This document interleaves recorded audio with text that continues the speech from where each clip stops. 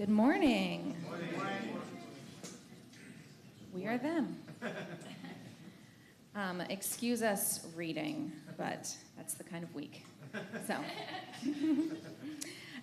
as many of you know, my sister passed away in January after 9 years of having a brain injury.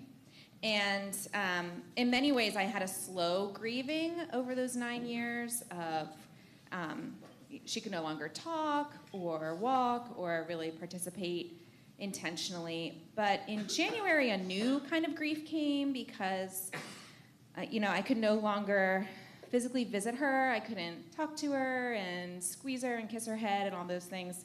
And so one day, in the midst of kind of that grief this spring, I was doom scrolling on Instagram, and there was this video montage of two sisters who had, I guess, moved in right next to each other in their houses, and they'd had coffee every morning together for a year, and I was so sad. And so I sent this to two friends and was just like, if I can't have this with Katie, I wish I could have this with you. And so in the cruel ways of Instagram, they thought I'd want to keep seeing that. So I just kept getting more and more video montages of sisters spending all their time together. So took a little break from that. But that ended up being a little bit of a nightmare. But the Kochs and Morseburgers and us had all lived in Lackerman Village with a ton of you guys right after we had gotten married. And we experienced for the first time really living in community and just our kids going between all of our houses. And Dan and I kind of were at a point where we were beginning to really miss that.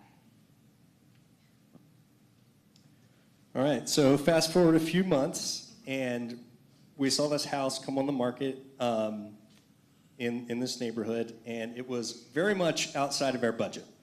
But Ashley was like, I really want to see it. And I was like, okay, all right. I'm not sure if you have a giant pile of money somewhere, but we can go see it. And so lo and behold, we went to see it, and I was like, yeah, that's a really nice house. Any money that you know about?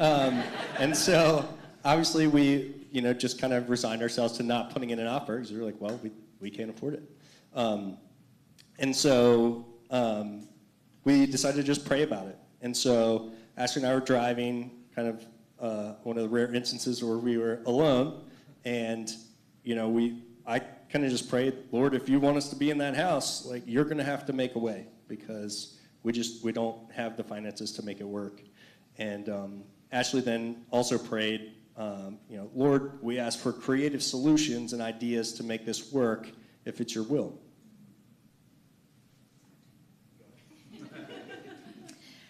So a few days later, I remembered that I'd seen this Instagram post from a realtor friend about assuming mortgages. And I told Dan, I just want to reach out. Like, I feel like I have this kind of weird thought in my head. Can we just reach out and see if they have an assumable mortgage? Which basically means that you, as the buyer, would take over their mortgage and terms. And so everyone was shocked when they quickly responded that it was assumable, and they had a 2.65% interest rate. And so, yeah.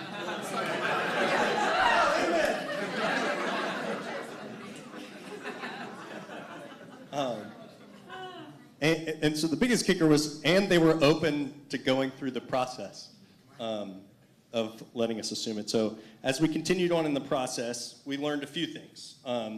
One, that it's incredibly rare to assume someone's mortgage, which we didn't realize, because only certain loans you can do that with. And then on top of that, it takes longer to close. It's more complex for the seller. They have to sign over their escrow account to you, and it goes through this whole process. And nobody's just trying to move fast because there's no benefit to the loan officer. It's not like they're getting a new loan or anything.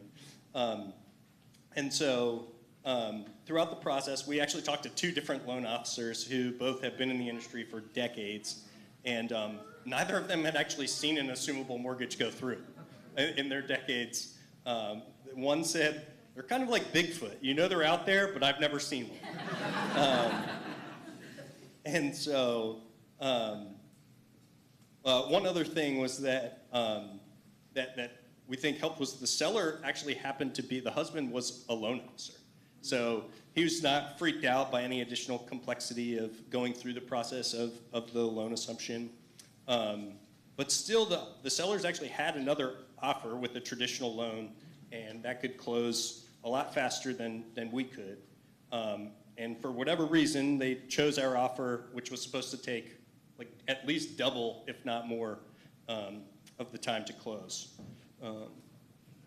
Yeah. So to wrap it up, we bought a house that is roughly half the mortgage it should have been, which is beautiful, an enormous financial blessing for us. But I think what's been equally as sweet is feeling like the Lord was just incredibly kind and generous to me after 9 years of feeling like, God, where are you? Like, where is the Lord who intervenes? And where have you been? You know, like, where were you when this medical malpractice happened and my sister died?